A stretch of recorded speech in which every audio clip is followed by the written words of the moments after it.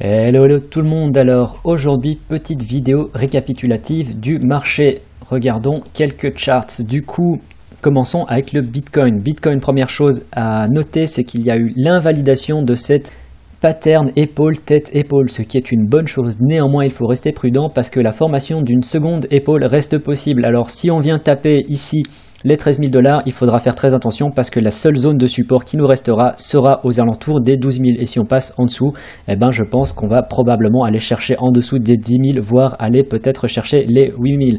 Néanmoins, à moins qu'il y ait une mauvaise nouvelle, je ne pense pas que cela arrive.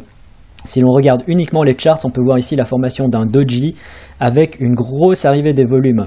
Donc pour moi, ceci c'est signe d'une bonne zone de support.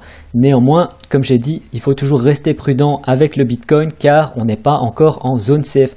Pour moi, la zone safe, ça correspond à cette zone ici des 16 000 $ qu'on a dépassé ici mais qu'on n'a pas tenu très longtemps car on est très vite revenu chuter en dessous. Donc ce que j'espère dans tous les cas, c'est que Bitcoin remonte au-dessus de cette zone des 16 000 $ et surtout s'y tienne. Néanmoins, la consolidation, ce n'est pas une mauvaise chose tant que l'on reste dans ce canal plus ou moins haussier, car tant que Bitcoin consolide, eh ben, les alts montent.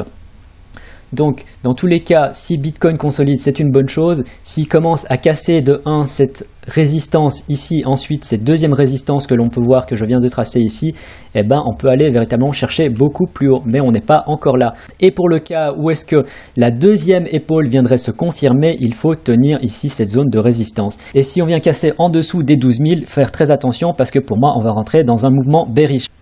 Bien sûr, ceci c'est le pire des cas à envisager. Mon avis personnel, c'est que l'on va continuer à consolider. Néanmoins, entre ce que moi je pense et ce que le marché fait, il y a toujours une grosse différence. Donc voilà, ça c'était pour Bitcoin. En plus, en ce moment, le Bitcoin, il est très difficile à trader parce que ça part dans tous les sens. C'est très erratique, très chaotique. C'est très difficile de définir les tops comme les bottoms et on peut véritablement voir un changement d'action sur le Bitcoin par rapport à l'année passée où vraiment il y avait une montée qui était douce mais sûre jusqu'à décembre où ça commençait à devenir très difficile à trader. Donc voilà, c'était pour Bitcoin. En ce qui concerne l'Ethereum, l'Ethereum très fort, après la correction de Noël, il est revenu monter à des niveaux assez hauts et après avoir cassé ici cette résistance, il nous a fait une montée de plus de 50%. Alors hier il y a eu une correction mais aujourd'hui on peut voir qu'il est déjà en train de remonter et qu'il atteint bientôt les anciens plus hauts. Donc vraiment Ethereum, aucun souci que ce soit sur le long terme ou le court terme. Je pense qu'on va entendre beaucoup parler de l'Ethereum en 2018. Litecoin. Alors Litecoin en ce moment ne fait pas grand chose de bien, on peut voir qu'il se trade essentiellement autour de ce triangle symétrique qui pourrait autant venir casser vers le bas que nous emmener vers le haut et pour le moment on peut voir que le Litecoin tient encore assez bien cette résistance aux alentours des 220 $. Si on vient casser en dessous, on a encore différents niveaux de support, néanmoins il faut faire attention car il n'est pas impossible qu'on vienne à nouveau rechercher aux alentours des 150 $. Donc Litecoin, on attend toujours bien sûr une confirmation de breakout et ensuite on verra. Ripple.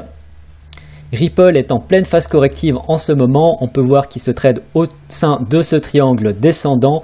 Il tient encore assez bien ici ce support, donc à voir comment est-ce que ça se passe dans les prochains jours. Néanmoins, si on vient casser vers le bas et que ça se confirme, on va très certainement aller chercher en dessous des 2 $, possiblement jusqu'au 1,60. Donc prudence avec le Ripple, tant qu'on n'a pas cassé cette résistance, moi j'éviterais de rentrer dessus.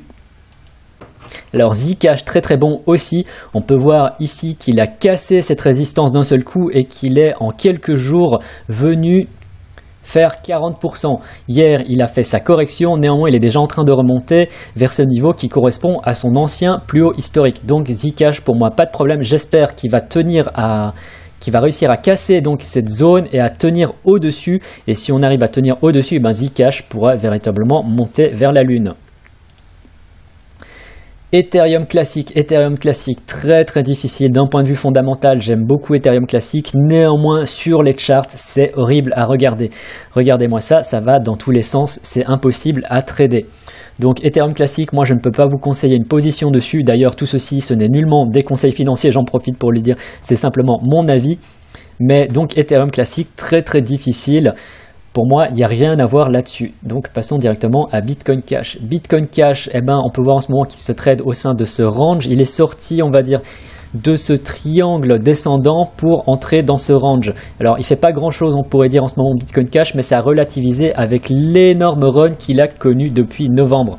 En novembre, je ne sais pas si vous vous souvenez, mais il était à une valeur de, ici fin octobre, de 340 $ pour maintenant être au 2500. Alors, Monero, je découvre du coup avec vous, il est en train de casser cette résistance ici, donc c'est très très bon signe. Il faut voir s'il arrive à la tenir dans les prochaines heures et qu'il ne fasse pas comme hier où il a tenté justement un breakout de cette zone pour ensuite directement retourner vers le bas. Monero, donc à voir comment il se comporte dans les prochaines heures. Néanmoins, le fait qu'il arrive à casser cette résistance ici, c'est assez bon signe. Donc voilà, ça c'était pour les valeurs contre l'USD. Venons voir maintenant un peu contre le Bitcoin. Alors Ethereum très fort.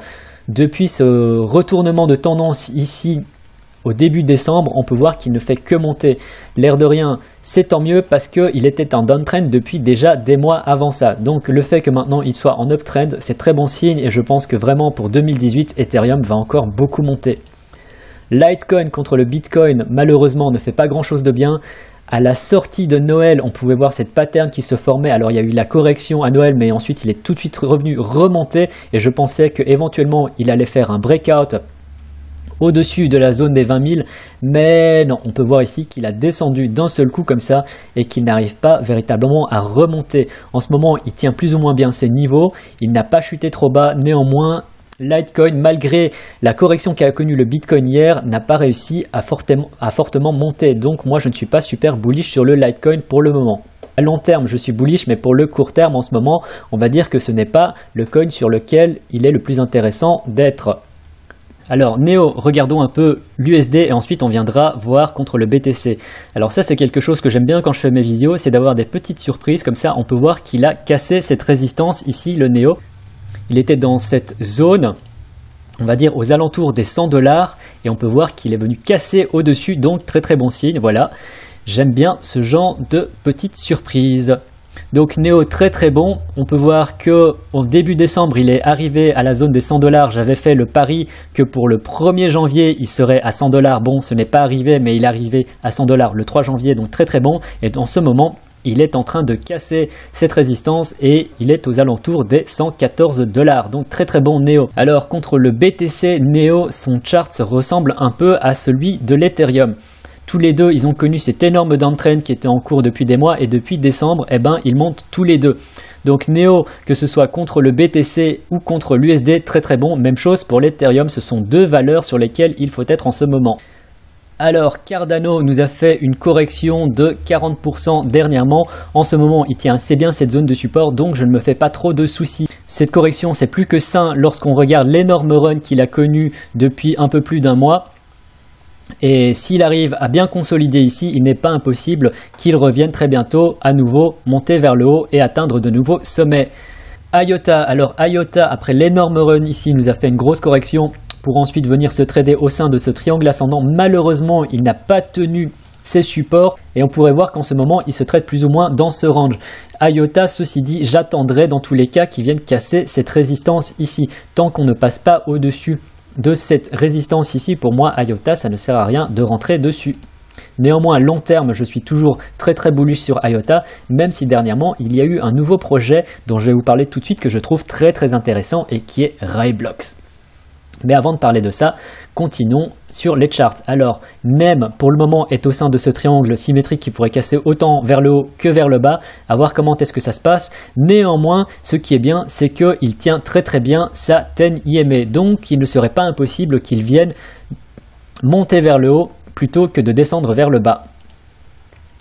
Alors EOS c'est très intéressant à regarder. Si vous regardez ça d'un point de vue chartiste, c'est vraiment très intéressant. Ici vous avez donc cette downtrend avec cette cup ensuite qui se forme une fois qu'il y a un changement, un retournement de tendance. Et vous pouvez voir ici qu'au niveau du volume, il y a davantage de ventes. Or, une fois que le retournement de tendance a été enclenché, vous pouvez voir ici les énormes volumes d'achats qui ont été engendrés. Donc EOS c'est d'autant plus intéressant qu'en ce moment il est sur cette résistance qui correspond à son ancien support. Donc voir comment est-ce qu'il va se comporter. Néanmoins je reste très bullish sur EOS et je pense qu'en 2018 il devrait encore continuer à monter. Lumens, alors Lumens dernièrement nous a fait un énorme run de 300% en 5 jours, c'était assez fou. On peut voir en ce moment qu'il a corrigé et qu'il est en train de consolider, donc à voir s'il va venir casser vers le haut ou vers le bas. Lisk, alors Lisk c'est très intéressant parce que à chaque fois dernièrement qu'il y avait une montée, on pouvait voir qu'il y avait une grosse chute qui suivait, une montée, une grosse chute. Or cette fois-ci, après la montée, on peut voir qu'il y a eu ici une espèce de période, une espèce de bataille qui s'est menée pour savoir s'il allait descendre ou monter, et il continue à monter. Donc Lisk, honnêtement, je suis surpris et c'est très bon. Verge, c'est très intéressant parce qu'il effectue en ce moment son breakout. La dernière fois que j'avais regardé, il se tradait au sein de ce triangle symétrique. Or, depuis ces 2 dernières heures, on peut voir qu'il y a un breakout. Voilà, ça c'était pour parler un peu de ce qui se passe en ce moment sur les marchés. Personnellement, je pense que ça se porte encore pas trop mal, et ce malgré le rouge que l'on peut voir ici. C'est à relativiser avec les énormes runs qu'on a connus ces dernières semaines. Je voulais aussi vous parler de certaines choses qui sont très intéressantes. Icon, voilà, je vais parler d'Icon. Icon, très intéressant. Alors c'est un nouveau coin qui est en circulation depuis pas très longtemps. Néanmoins, quand on voit sa progression, c'est juste énorme. En plus, on peut voir ici qu'il est 15e du CoinMarketCap et il ne fait que monter. C'est aussi un projet de plateforme de smart contract comme l'Ethereum, comme Neo, comme EOS, et je pense qu'on va en entendre beaucoup parler en 2018.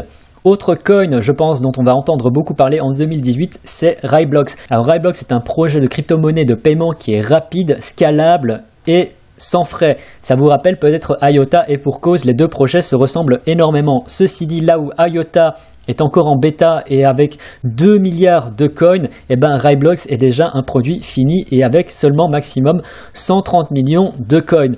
Donc moi je pense que Raiblocks, on va encore en entendre parler beaucoup pour 2018 et que c'est un coin qui a un potentiel de hausse assez conséquent.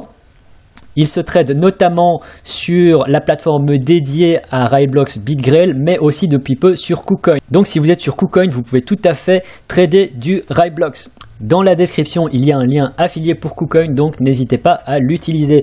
Parlant de KuCoin, regardons un peu le KuCoin Shares. Alors on peut voir que le KuCoin Shares est monté à 17 $. La dernière fois lorsque j'en ai parlé dans ma vidéo, je pense qu'il était à 6 $. Donc depuis on a fait quand même une plus-value de plus de 11 $ rien que sur la valeur du token. Et si on regarde un peu le volume d'échange qui se pratique en ce moment sur la plateforme KuCoin, il est monté à 300 millions de $. Véritablement, ça va beaucoup plus vite que ce que j'imaginais. Je suis véritablement ravi d'avoir présenté ce coin. J'espère que vous en avez acheté et que vous faites de l'argent et avec la plus-value et avec les dividendes.